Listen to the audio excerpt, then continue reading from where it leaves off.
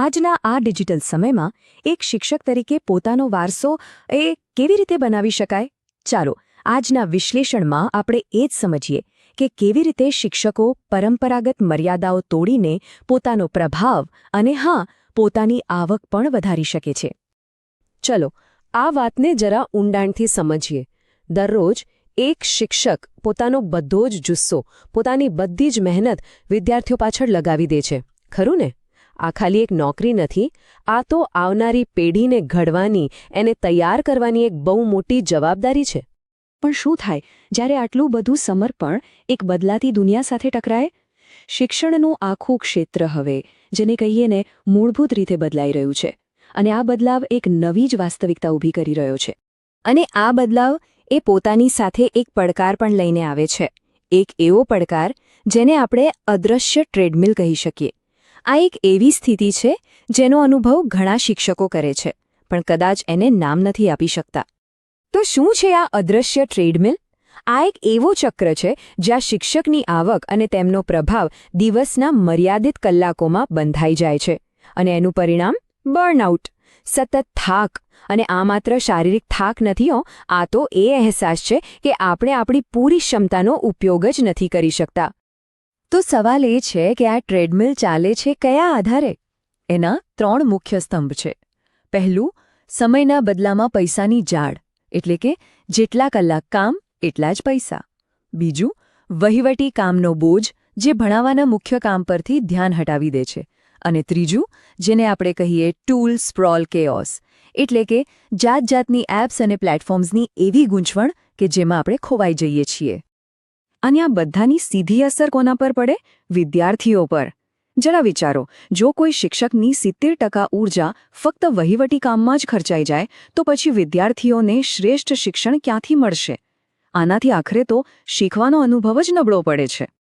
પણ અહીં એક સારી વાત એ છે કે દરેક સમસ્યાનો ઉકેલ હોય છે. અને હવે એક નવો રસ્તો ખુલી રહ્યો છે, એક એવી ક્ષિતિજ જે આ બધી મર્યાદાઓને તોડી શકે છે. બસ એક ક્ષણ માટે કલ્પના કરો, શું થાય જો કોઈની કુશળતા કોઈ શહેર કે દેશની સરહદોમાં બંધાયેલી ન રહે? આ એક વિચાર માત્ર જ વૈશ્વિક પહોંચ અને અનંત શક્યતાઓના દરવાજા ખોલી નાખે છે. ચાલો આને જરા સરખાવીને જોઈએ. એક બાજુ છે આપણું પરંપરાગત મોડેલ, જે સ્થાનિક છે, સીમિત છે અને એની ગતિ પણ ધીમી છે. અને બીજી બાજુ છે ડિજિટલી સશક્ત મોડેલ, જેની પહોંચ આખી દુનિયામાં છે, જેમાં વિદ્યાર્થીઓની સંખ્યાની કોઈ મર્યાદા નથી અને વિકાસની શક્યતાઓ અનેક ગણી વધી જાય છે. તો આ માત્ર કોઈ નાનો સૂનો ફેરફાર નથી. આ તો એક ફ્રીલાન્સ શિક્ષકમાંથી એક એવા ઉદ્યોગ સાહસિક બનવાની સફર છે જે પોતાના શૈક્ષણિક સામ્રાજ્યનું નિર્માણ કરી રહ્યા હોય. તો સવાલ એ થાય કે આ નવી સફરની શરૂઆત કરવી ક્યાંથી? જવાબ બહુ સરળ છે, પોતાના ડિજિટલ પાયાથી. અને અહીં વાત કોઈ સાધન કે ટેકનોલોજીની નથી, વાત છે પોતાના કામ પર સંપૂર્ણ માલિકી અને નિયંત્રણ મેળવવાની. એનો સીધો અને સરળ અર્થ એ છે કે પોતાની ડિજિટલ રિયલ એસ્ટેટ બનાવવી અને તેના માલિક બનવું. જેમ કોઈ પોતાના ઘરનો માલિક હોય છે, બસ એ જ રીતે કોઈ પોતાની ઓનલાઈન બ્રાન્ડનો માલિક બની શકે છે. આ માલિકીના 3 મુખ્ય આધારસ્તંભ છે. પહેલું, પોતાની કુશળતાનું મુદ્રીકરણ કરવું, એટલે કે એને 24 કલાક આવકના સ્ત્રોતમાં ફેરવવું.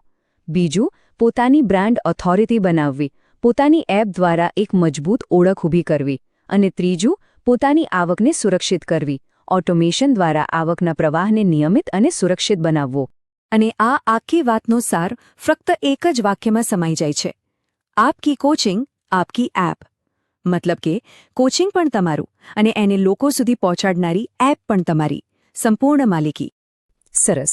તો ચાલો હવે એ જોઈએ કે આ સિદ્ધાંત વાસ્તવમાં કેવા પરિણામો લાવી શકે છે. હવે આપણે એ વાત નહીં કરીએ કે શું કરવું, પણ એ જોઈશું કે આમ કરવાથી શું મળે છે. આ કોષ્ટક જુઓ, તફાવત એકદમ સ્પષ્ટ છે. પછી ભલે ભૌગોલિક પહોંચ હોય, વિદ્યાર્થીઓની સંખ્યા હોય કે પછી વિકાસની શક્યતા, દરેક પાસામાં ડિજિટલ મોડેલ પરંપરાગત મોડેલ કરતાં કેટલું આગળ છે. જમીન આસમાનનો ફરક છે. અને આ આંકડો જુઓ, 1200થી પણ વધુ. આ માત્ર એક નંબર નથી, આ 1200થી વધુ વિદ્યાર્થીઓના ભવિષ્યની વાત છે, જેમની સાથે એક શિક્ષક ડિજિટલ માધ્યમથી જોડાઈ શક્યા. આને કહેવાય વાસ્તવિક વૃદ્ધિ. અને આનું પરિણામ શું આવે છે? એક સ્થાનિક પ્રેક્ટિસ, એક નાનો ક્લાસ, ફક્ત 8 થી 10 મહિનામાં એક રાષ્ટ્રીય બ્રેન્ડ બની જાય છે. આ છે આ પદ્ધતિની અસલી તાકાત. અંતે આપણે એ સમજવું રહ્યું કે આ નિર્ણય માત્ર વ્યવસાય કે પૈસા કમાવા વિશે નથી. આ તો પોતાના વારસાનું નિર્માણ કરવા વિશે છે. આપણે પાછળ શું છોડીને જઈશું એના વિશે છે. આ એક એવી સફર છે જે સમય વેચીને પૈસા કમાવાથી શરૂ થઈને એક વારસો બનાવવા સુધી પહોંચે છે. એક એવો વારસો જે હંમેશા જીવંત રહે. આ ખરેખર પોતાના જીવનના ઉદ્દેશ્યને એક નવી દિશા આપવાનો મોકો છે. અને જો કોઈ આ સફર પર આગળ વધવા માંગતું હોય તો એમના માટે આ એક આમંત્રણ છે. પોતાની ડિજિટલ બ્રાન્ડ બનાવવાની દિશામાં પહેલું પગલું ભરવા માટે તમારું નામ, મોબાઈલ નંબર, ઈમેલ અને શહેર આ નંબર પર વોટ્સએપ કરી શકાય છે. ram@+91 93859 88959. ચાલો સાથે મળીને કોઈનો ડિજિટલ વારસો બનાવીએ.